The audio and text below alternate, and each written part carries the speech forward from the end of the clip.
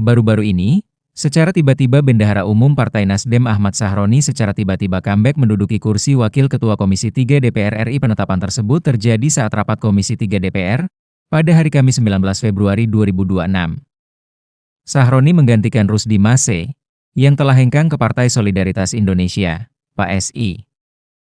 Padahal, jika melihat timeline hukuman yang dijatuhkan Mahkamah Kehormatan Dewan, Sahroni semestinya masih menjalani masa hukuman selama 6 bulan.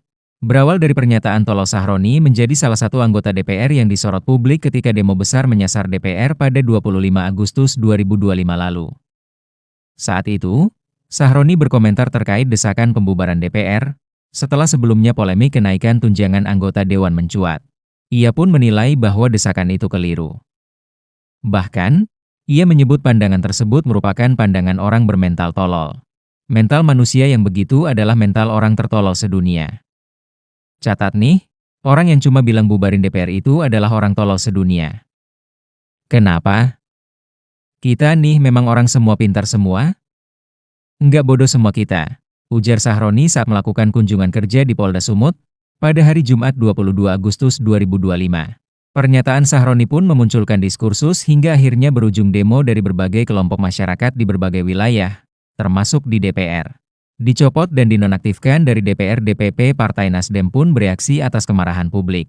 Pada 31 Agustus 2025, Ketua Umum Partai Nasdem Surya Paloh dan Sekretaris Jenderal Partai Nasdem, Hermawi Taslim, menekan surat pencopotan Sahroni dari kursi Wakil Ketua Komisi 3 dan penonaktifan sementara dari DPR. Tak hanya Sahroni, keputusan serupa juga ditujukan bagi anggota fraksi Nasdem lainnya, Nafa Urbah. Dalam surat tersebut, keduanya dinonaktifkan sebagai anggota Dewan per 1 September 2025. Bahwa atas pertimbangan hal-hal tersebut di atas, dengan ini DPP Partai Nasdem menyatakan terhitung sejak hari Senin, 1 September 2025, DPP Partai Nasdem menonaktifkan Saudara Ahmad Sahroni dan Nafa Urbah sebagai anggota DPR RI dari fraksi Partai Nasdem, kata Hermawi, dalam keterangan resminya. 4 hari setelahnya, Nasdem mengumumkan pengganti Sahroni, yaitu Rusdi Mase, sebagai Wakil Ketua Komisi 3 DPR. MKD nonaktifkan Sahroni 6 bulan tak berhenti sampai di sana.